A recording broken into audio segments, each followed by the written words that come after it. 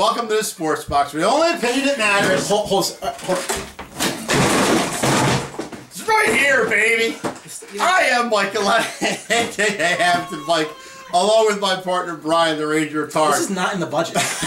The budget's shot, please. Jeez. We got to hire some new crew anyway. Unbelievable. Today we're going to talk about cleaning up the mess from the Thursday night football game, Miami against Cincinnati. As you know, people out there, if you watch the game, Cincinnati won 22-7. By the way, Cincinnati had 4 red zones, didn't score a touchdown, so they're futile as well. But on the line is our Miami guy to talk about what in God's name were they wearing last night, along with how they played. George the Carde. George. Hey guys, thank you for having me on again. Hey George, it's an absolute pleasure. We love to have the Carde on the show. It's a beautiful thing. So George, first let's get to those god-awful uniforms. Seriously. What the hell was that last night? Was that something you dream up, or what was going on there? No, I would have never done something like that. But they looked like a bunch of creamsicles out there. I don't know what that was. It looked ugly. They actually looked like the Buccaneers of old. They were playing like the Buccaneers of old too. So well, yeah. Let's see. George is on our show. He's talking about the Bucs. That's Bet's combination. Man. At least my team didn't look like tangerines. Anyway, so let's talk a little bit about the game last night. Brian, give some stats. Not the best showing from those Miami Dolphins. And for you guys that watched the pick show, I mean, we both thought Cincinnati would win this game. I didn't think it would be this ugly, to be honest with you. Yeah. Tannehill went 15-25, 189 yards, 1 touchdown, which really. Most of their offense came, as you mentioned, Mike, on that one long bomb to Kenny Stills. Yep. They relied on Jarvis Landry a lot, 7 catches for 61 yards on 10 targets. Nobody else really had a whole lot passing again other than, the Stills touchdown. George, I got to tell you, so I'm watching that game, and it looks like Tannehill got sacked 5 times, and it really felt like more than that. It felt like 50. It felt like there was a Bengal, behind the offensive line on almost every play. They really had some protection problems, like a quote Peyton Manning. I guess what's your takeaway, if you have one, on really not the best performance from your Dolphins? Well, it's been an ongoing problem 4 games in, and I mean, if you think about it, I was expecting to go 1-3 to begin off. The 3 games out on the road, against some difficult opponents. So I was expecting them to be 1-3, but I did not expect them to play as poorly as they are right now. Their offense is totally anemic right now. Part of it is because that O-line has been ravaged by injuries. Anthony Steen, who was actually Mike Pouncey was our center. First game he got out, so he hasn't been back in. Anthony Steen took over for him.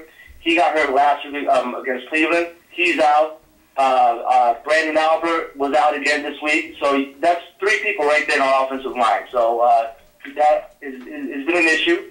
I really thought that our depth at the offensive line was going to be a little bit better, but we're getting totally exposed. So our depth isn't as good as I thought they were going to be. With that in mind, though, Tannehill hasn't done anything to help himself. He's playing poorly. And his pocket presence issues, they continue to haunt him. It's all throughout his entire career. He's 5 years in now. That's been the one issue that I've had with him, is that he just doesn't sense the pressure coming. And that one play yesterday, Carlos Dunlap had that strip sack on him. He should have stepped up into the pocket. In fact, after the game, Adam Gase, the coach, spoke about that and said how he should have stepped up. There was a little area there where he should have stepped up, maybe gone to the right, bought himself some more time. In fact, if you want to talk about Cincinnati, that's exactly what their quarterback did on that one big pass play that he had to A.J. Green. Zod stepped up into the pocket, was able to buy time, stepped to the right, and threw that bomb to A.J. Green. So that's an issue with Tannehill. Offensive line is not helping him, but he's not helping himself. Yeah, that offensive line, like you said, is trouble. I mean, when they snap the ball, you just see that pocket collapse around him, and he's really got nowhere to go in Tannehill's defense. But on the other side of the ball, you look at time of possession and you look at plays run. I mean, you want to talk about a mismatch. Miami ran 33 plays in that game to Cincinnati's 62. So, converting on third down is obviously a big issue. And like you said, Tannehill's not getting enough time to get some people open. I mean, they threw to Kenny Stills once, and that was it for him. Yeah, in fact, you brought up the third down. That's been an issue throughout the 4 games. We were 2 of 11 on third downs yesterday, but throughout 4 games in, we're 12 of 45. That there tells you the problem. We're not executing and we're always in third and long. So that tells you as well as the execution first and second down just isn't where it needs to be. We're always stuck in third and long, and we're not, making the plays at that point either. Yeah. So that's putting our defense in a bad situation. They're constantly out in the field. By the time the fourth quarter comes, they're dragging. Their tongues are hanging out. They're dragging.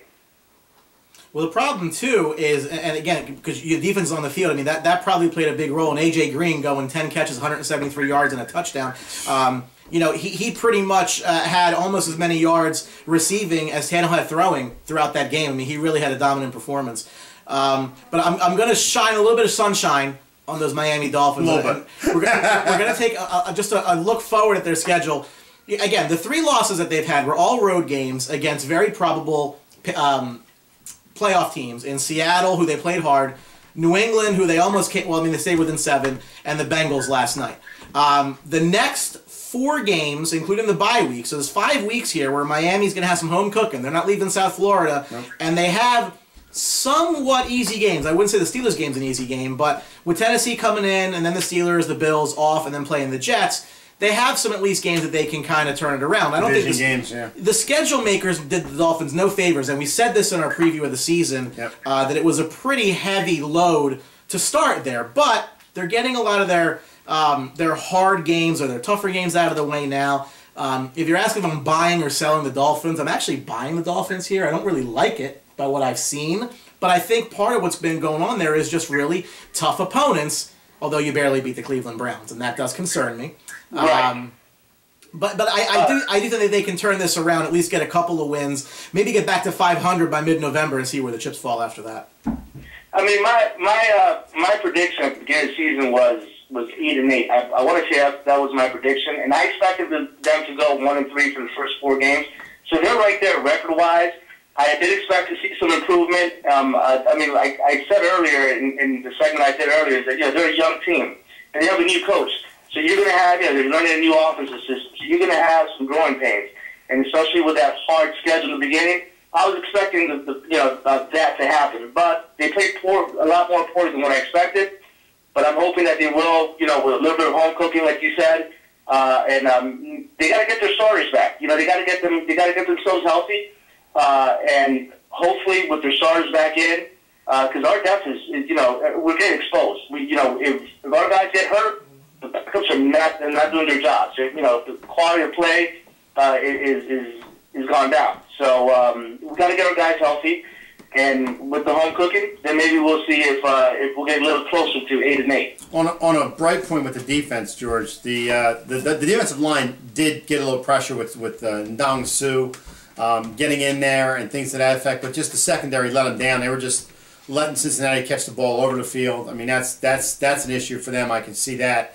But I mean, they tried to establish the run offensively and ran the ball 8 times and really couldn't do anything, and then had to start throwing to get back in the game. But that's been the story throughout the first 4 games, is that we've been behind. We haven't really been established in the running game. And with that in mind, Aaron Foster's hurt too. He's missed the past 2 games now, because of injury. Yeah. So that's, we don't have our starting running back. Our offensive line is in shambles because of injury. And because we're always behind, we're not really establishing the run. And Tannehill's forced to throw. And right now, they're just not, executing. You spoke about the defense and, cornerback. Going into the season, cornerback was one of the positions I was really worried about. We're really thin there. And Byron Maxwell, who got over from the Eagles, stinks. They stabbed him yesterday. Yeah. He played a single down yesterday because of performance. He wasn't hurt. He was benched because of performance. Yeah. And not that Tony Lippett did any better. That's who started in place of Byron Maxwell. But that just tells you, I like that Adam Gase isn't afraid to sit his guys. But the problem is, you're trading mediocre for bad now. You know what I mean? Byron Max is mediocre, and now you're putting Tony Lippett in, who's a second-year guy, and, talent-wise, Byron Maxwell should be better. Yeah. So I like that he took a stance there, but, we're already sitting at that position, and it sort of hurt us even more. I'm sorry, Brian. My last point is that we were talking about this before it all happened, is that the Dolphins, as bad as they played in that game, we're still only down a touchdown going into the 4th quarter. and they still could not get anything generated at all. I mean, that just shows you, what kind of mistakes they were making. Well, to that point, Mike, their offense is becoming very predictable. I mean, you look at how their passing offense. I mean, they had 23 targets, 10 of them went to Landry. So, the defense knows, they're probably going to throw the ball to Jarvis Landry. Well, they're probably going to cover Jarvis Landry. They're going to make sure that those targets are going to be a low average. You only had 8.7 per catch average. Mm-hmm. I would like to see them, feature Devontae Parker more. I think he had a great end to last season, and I think the only way you're going to see the offense really flourish is if the defense doesn't think it's going to Jarvis Landry. Did they even have a tight end catch the ball last night? I don't think I've seen that in a very, very long time that a tight end has not got a target in the game. George, that's another problem is that our tight end, Jordan Cameron, he was out too. And we're set at that position. So Jordan Cameron, our starter, he's out. He's on an injury as well. We had 8 new starters in yesterday's game. Yeah, so with him being out, and I totally agree with you about Parker. I would definitely like to see more targets on him. And he, for some reason, Tannehill's just not targeting him. Whether he's not getting open or the offensive line is not giving him time, whatever it may be. I'm a little disappointed right now in Adam Gase's offense, to be quite honest. I was expecting a little bit more. I'm not seeing it yet. Mm-hmm. Yeah, there's problems all over this place. I mean, we're talking about cleaning up the mess. This is a big mess. But, again, brighter days could be ahead just based on the schedule, that's for sure. So, yep, we'll see it then, right? Yeah.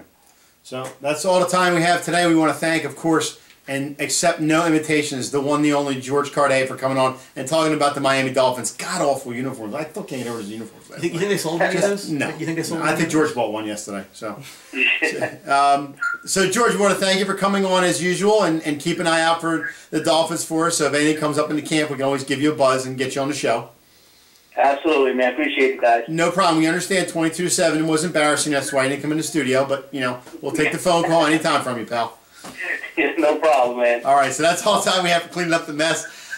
Keep an eye out. We got some good stuff coming. And, of course, follow us on Twitter at SportsBoxShow. Like us on Facebook. And for God's sake, subscribe to the YouTube channel. Oh, my God. For crying out loud. If you haven't subscribed by now, what the hell are you waiting for? You're missing out. You're not getting everything when it comes out. And, of course, remember Fan Friday. We still got the ball kicked on the Dallas Cowboys field by myself, Mike Gillette, 2 30-yard field goals. It could be yours right in. Let us know your fantasy questions. Mike had 6 points kicking those 2 field goals. The Dolphins had 7. Oh, You're wow. Right behind the NFL team. That's right. I had 1 point less than the Dolphins last. Wow, that's amazing. So remember, at the Sports Box, the only opinion that matters. Still right here. Thanks for watching. See you. Don't forget to subscribe.